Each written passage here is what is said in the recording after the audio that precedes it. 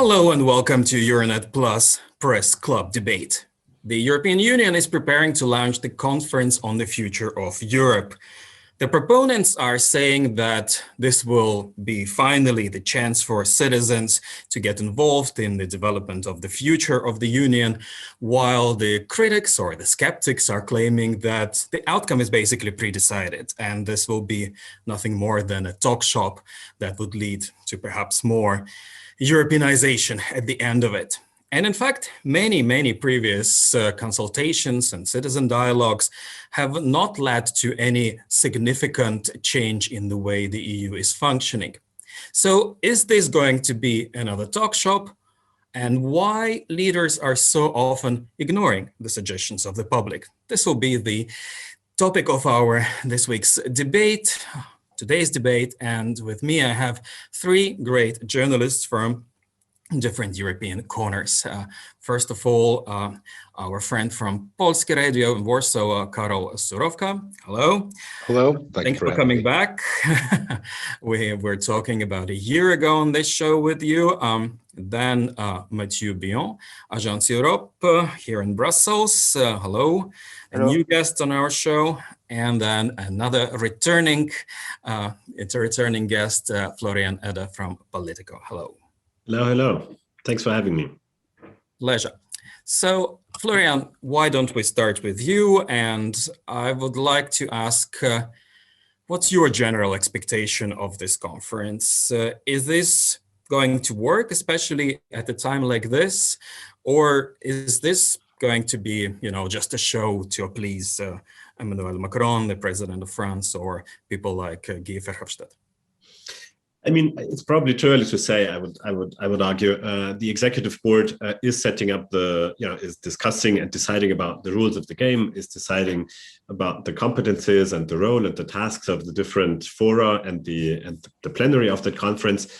And we will see how they strike this balance at the end and what it is legitimacy-wise. Is it more a citizens' dialogue or an enhanced citizens' dialogue, or is it something closer to a convention that you, as you mentioned it? I honestly think that it's a bit too early, and it depends on some choices that have yet to be made, where this balance needs to be fine-tuned and actually tuned between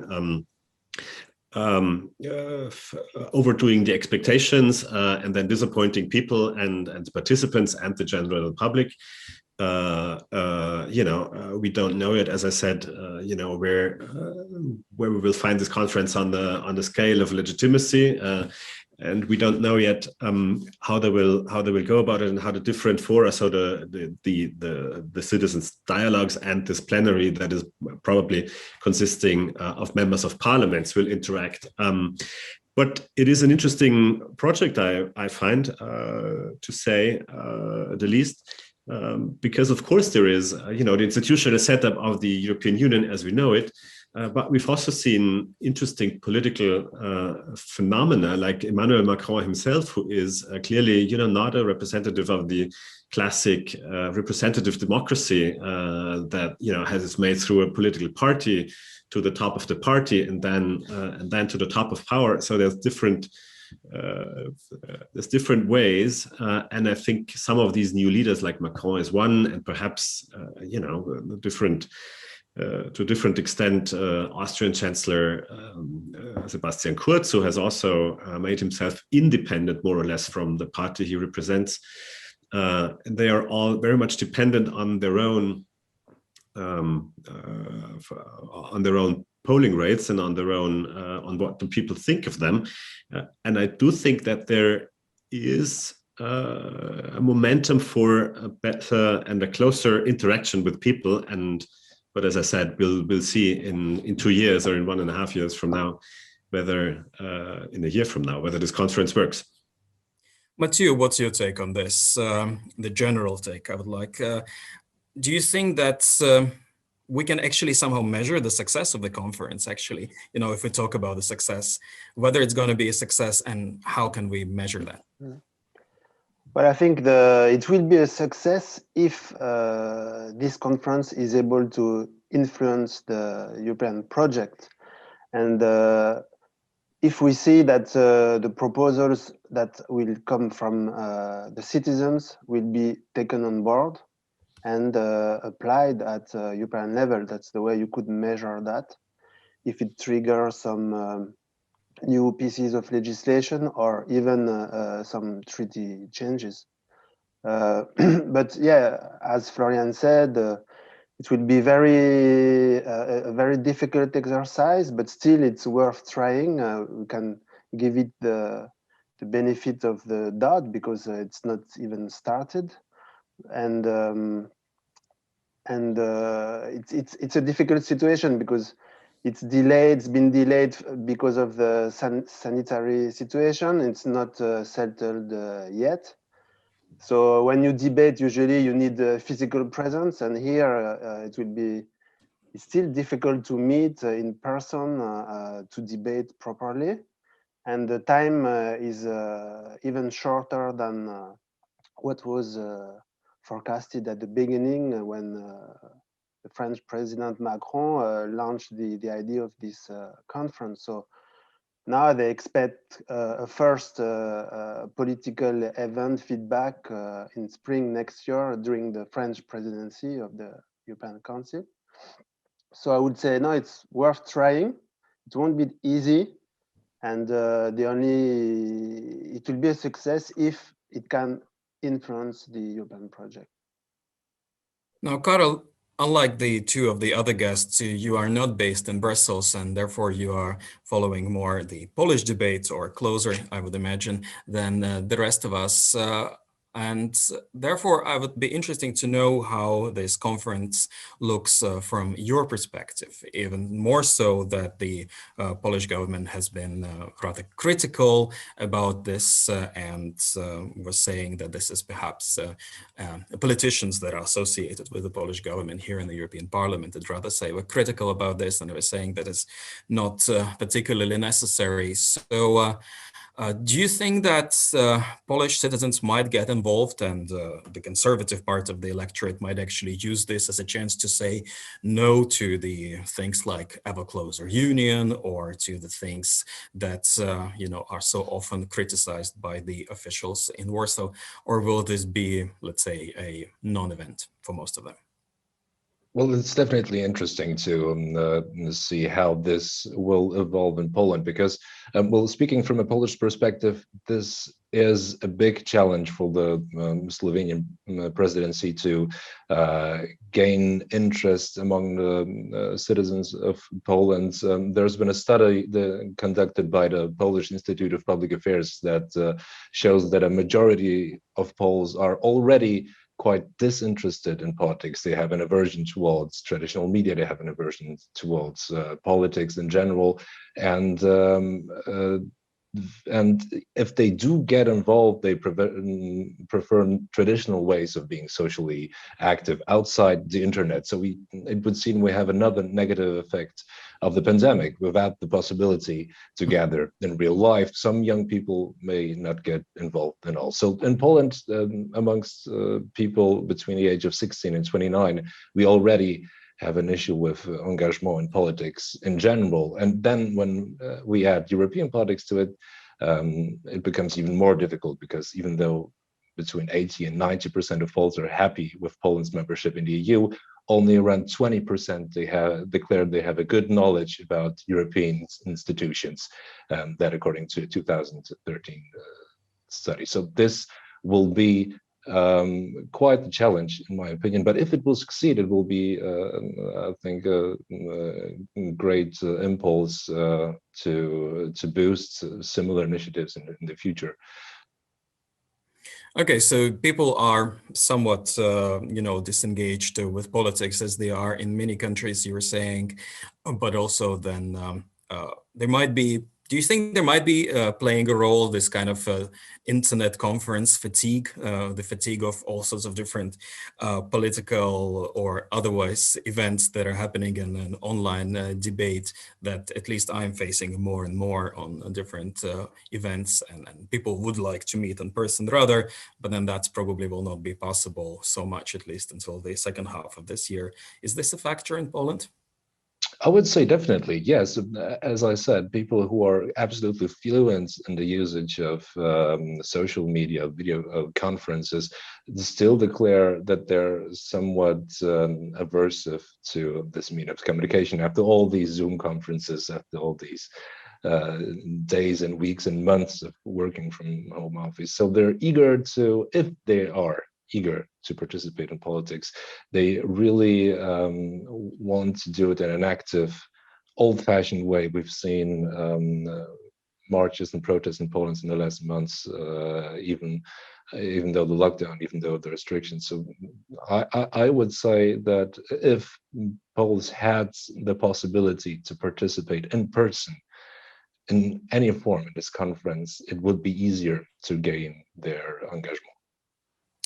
Florian, let's come back to you for a moment.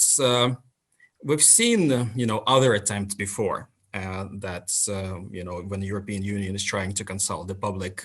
Last one was just after Brexit. As far as I remember, there was a number of citizen consultations in the various member states, and then the leaders were supposed to look at the suggestions brought by the citizens in a summit that took place in the Romanian town of Sibiu. But, I was there, and I remember very well that that was perhaps mentioned after some comma somewhere at the end of a long sentence. And really nobody has spent any significant amount of time into looking what did the people suggest in order to improve the functioning of the European Union and their lives. So is this something that is likely to happen again, that, there will be a process and the outcome will then be somehow brushed under the carpet because it's perhaps too complicated to implement, or there's perhaps no desire to do so? Well, I do think that, first of all, this conference and the people behind this conference need to make sure that there is a proper outcome and there is agreement on what the outcome is.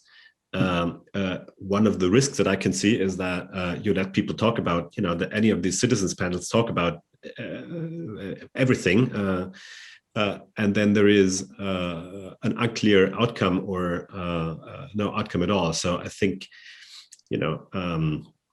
participation is fine, but there also needs to be a kind of leadership, political leadership, so that you actually get a result, and a tangible result that can be brought into the conference's panel, and that eventually then can be brought to the attention of leaders and ministers and so on.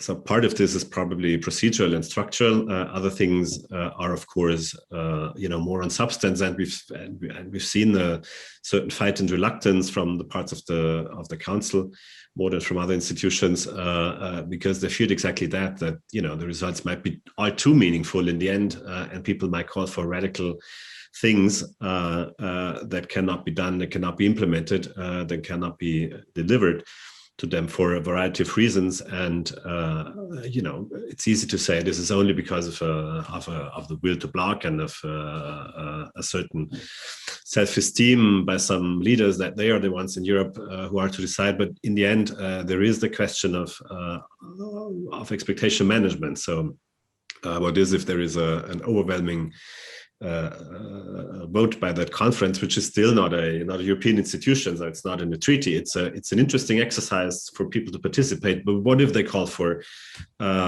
things that leaders are not ready to deliver, and national parliaments are not ready to deliver, in a situation where we talked about that before with Karol, where the agreement and the consensus on what the European Union is and should be and where it should evolve to is not quite there in Europe.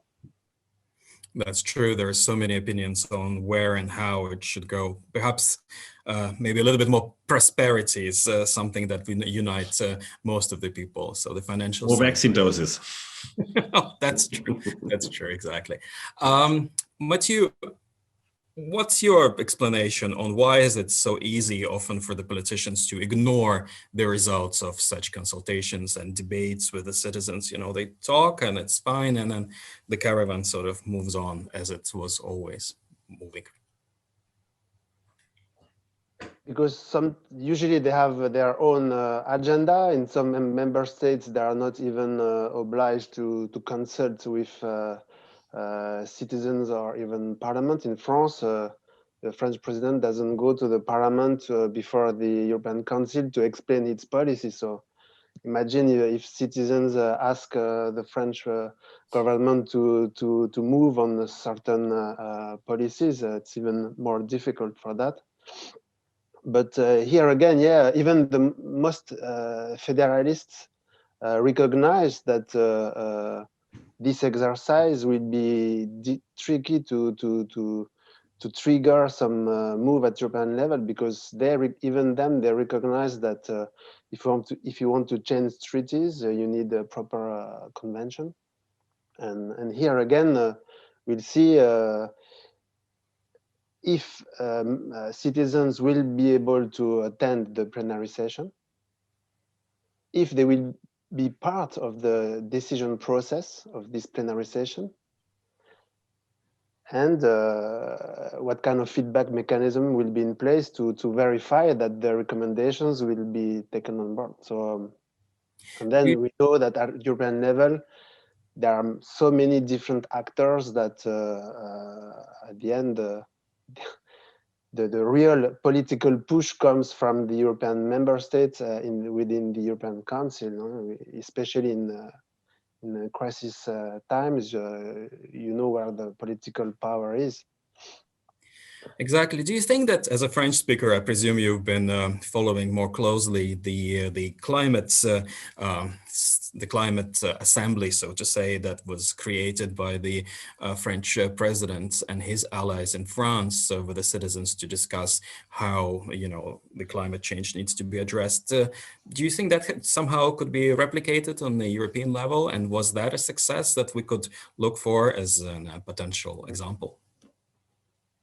I mean, this conference is a try to replicate that at European level, but if I'm not mistaken, at the start of this debate at national level, there was an over expectation on the impact, and even Macron promised things that he didn't respect at the end. So it was there was a bad outcome, because people thought that it could really influence much more the French politics. So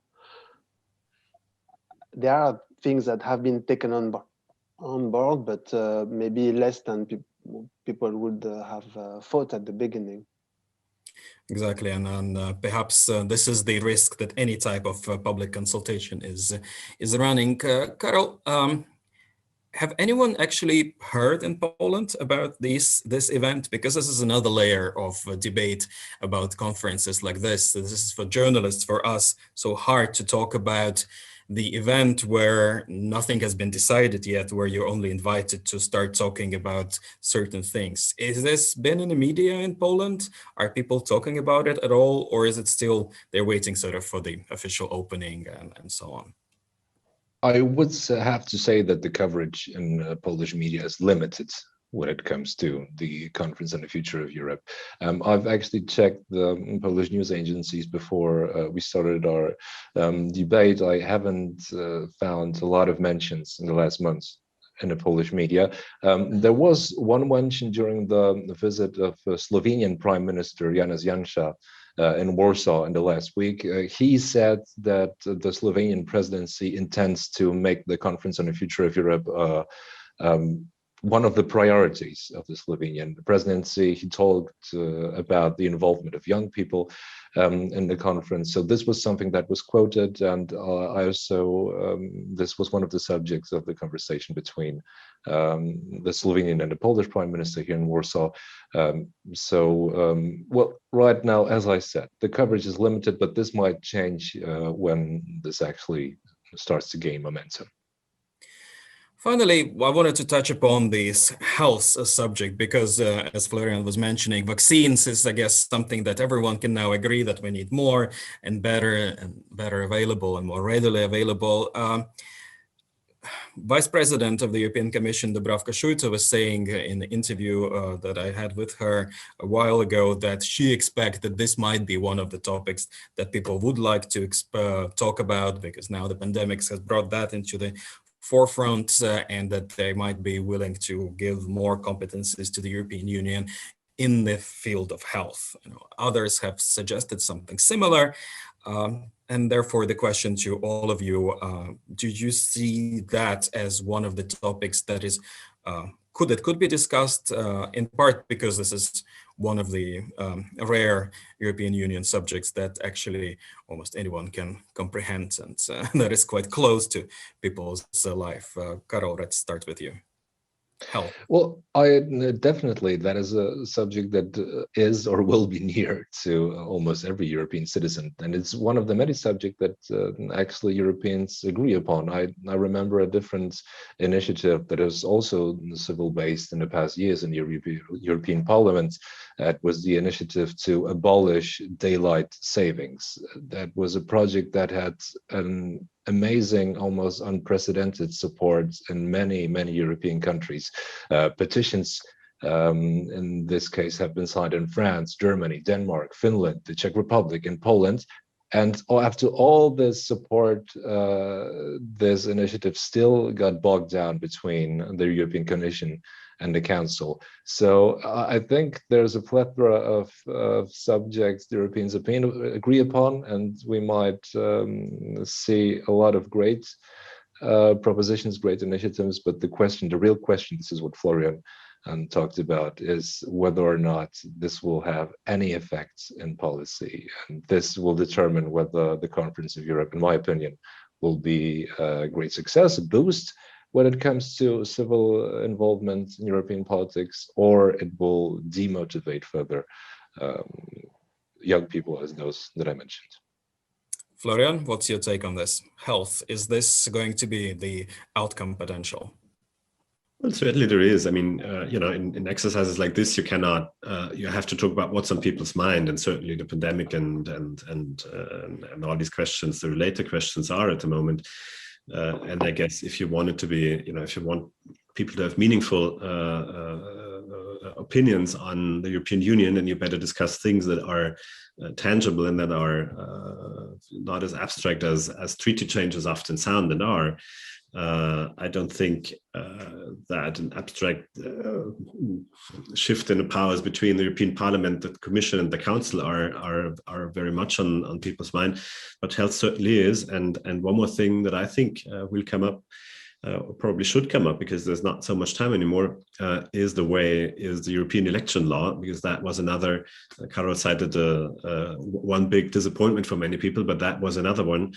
That there was not enough clarity in the election process of what it means to vote for a certain party in different countries. So some were very disappointed that the Spitzenkandidat and the lead candidate model didn't work in the end. Others were very disappointed that there was no transnational list that they could vote for, and things like that. So I would think that should be at least a very good opportunity for people and for the EU to clarify a couple of things before the next European elections. Mathieu, final words on health and this kind of tangible subject that people might want to talk about. No, I completely agree with Karol and Florian. Health, of course, will be a big issue to be debated. I would add social affairs, social issues as well.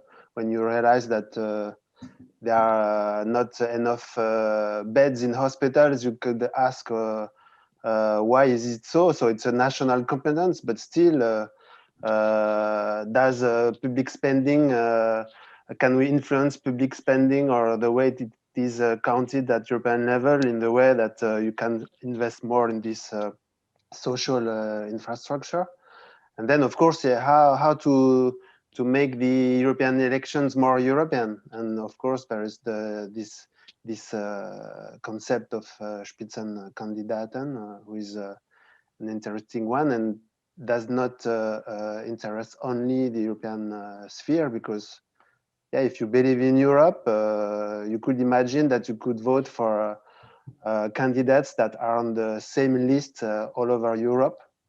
then maybe there would be some super MEPs because they may have more legitimacy than people who will only be voted at national level. But still, yeah, it's an issue that can be discussed, and we'll have the next European elections, and time is there to find out if there is an appetite for that from the citizens. So yeah, these are, and even maybe I would add last point, what role for Europe at international level, and how its voice can be better heard, and with China and the States, that are the big animator partners, or big. There's a big fight between the two, and Europe has to find its place, and maybe there are these that could come up on this issue as well. Indeed, a lot of subjects to discuss potentially. Let's see if they will actually gain any traction. There is not so much time for this conference to develop. And of course, the pandemics is bringing both advantages and the challenges in the way that people can connect and discuss these issues. This is all we had time for today. Thanks again to my guests for coming, for joining, and see you next time. Thank you. Thank you.